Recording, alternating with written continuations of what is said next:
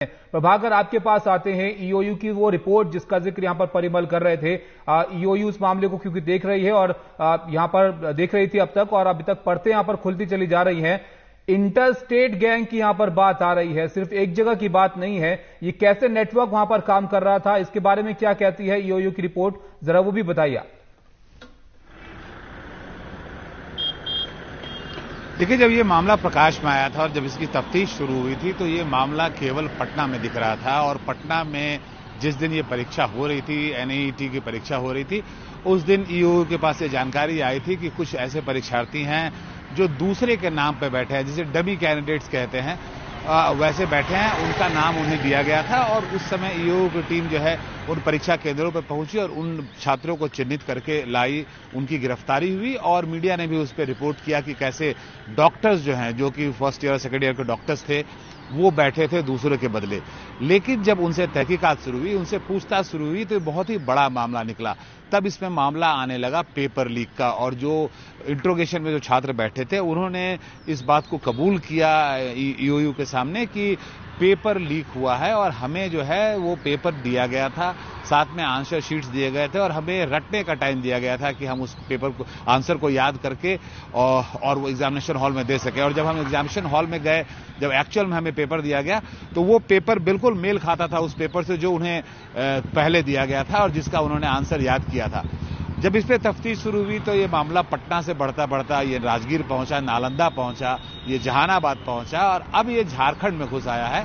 और यहां पे जो एपी सेंटर आप जिसे बोल सकते हैं, जो इस पूरे जो गड़बड़ी हुई है उसका एपी सेंटर जो होता हुआ दिख रहा है वो हजारीबाग दिख रहा है, जहां मैं अभी मौजूद हूं।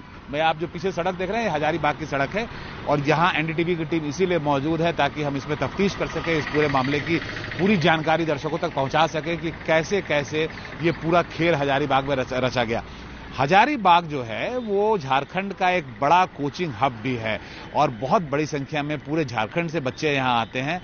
कोचिंग सेंटर यहाँ बहुत बड़ी संख्या में है और बहुत बड़ी संख्या में वो तैयारियां करते हैं, चाहे वो मेडिकल की हो, इंजीनियरिंग की हो और भी जो कंपटीशन के एग्जाम्स होते हैं।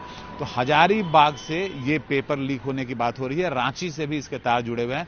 झारखंड के 2 शहर हैं। तो अब जो जांच हो रही है ईओ की, वो पटना से आगे बढ़ के अब ये झारखंड में हजारीबाग और रांची में भी कर रही है।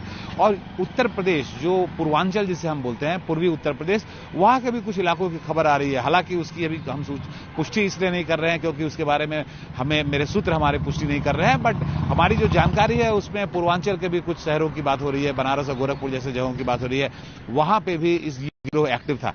ये जो गिरोह है संजीव मुखिया का गिरोह, और इसके नीचे जो अतुल, वत्स और सिकंदर जिनकी हम बात कर रहे हैं, बार बार जो नाम ले रहे हैं, इसे आप पूरे गैंग का बिहार मॉड्यूल बोल सकते हैं आप।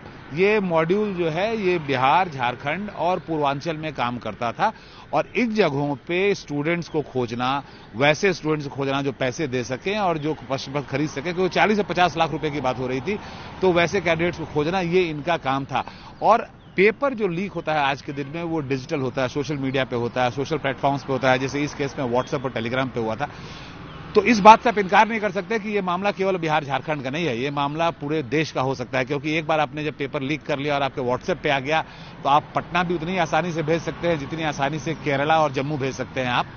तो ये मामला जब इस पर जांच होगी, जब सीबीआई इस पर लगेगी, तो आप मेरा यकीन मानिए कि यह मामला पैन इंडिया दिखेगा, आपको पूरे देश भर में दिखेगा और हर जगह इसकी छाप दिखेगी।